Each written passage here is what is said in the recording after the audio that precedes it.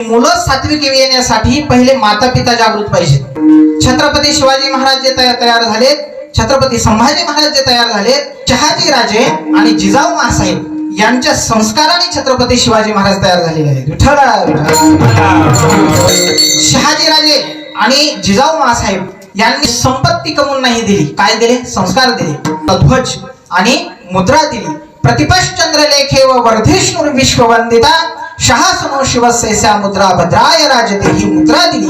आणि ही मुद्रा देऊन शिवाजी राजांना हे संस्कार दिले की तुला संपत्ती कमवायची नाही, संस्कार कमवायचे आहेत आणि स्वराज्य घडवायचं आहे. हे संस्कार हे आहेत शहाजी राजांचे.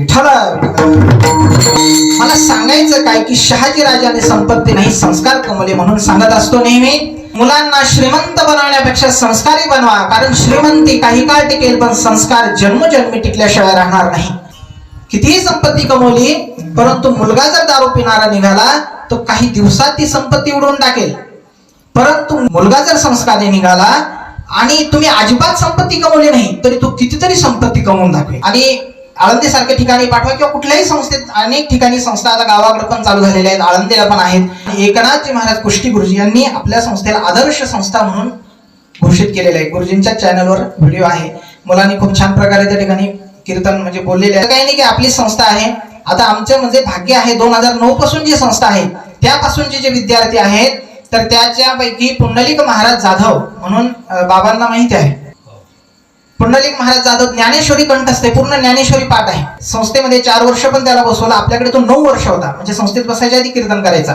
आता तो विद्यार्थी पंढरपूरच्या सद्गुरू जोग महाराज यांच्या संस्थेमध्ये शिक्षक म्हणून आहे. आणि बाकी हे विद्यार्थी ओम महाराज अटकळ, कृष्णा महाराज हे ते यांनी संस्था काढलेल्या आहेत. आमचे किरण महाराज तर या ठिकाणी आहेत, सुंदर मृदंग वाजवतात.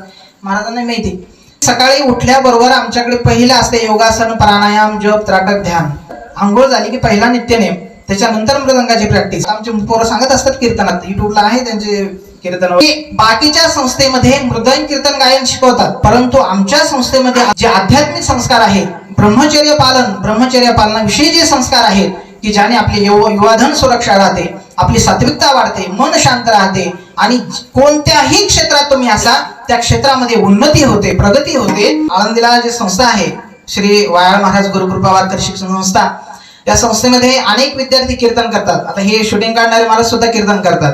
हे छोटे महाराज छान गायन करतात. हे 30 पैकी 9 मुलं कीर्तन करतात. आता मुलांचीच कीर्तन चालू होते गावाकडे. किंवा मुलगा आळंदीला आला म्हणून त्या आई वडिलांनी सुद्धा आता माळा घातल्यात. हे महत्वाचं आहे बघा.